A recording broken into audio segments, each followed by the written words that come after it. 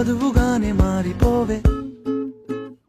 ఈ క్షణం స్వయంవరం, ఇవాళ సంబరం. ఈ క్షణం స్వయంవరం, ఇవాళ సంబరం. వీడుకోలు లేని తోడు అంది స్వాగతం. ఈ క్షణం స్వయంవరం, ఇవాళ సంబరం.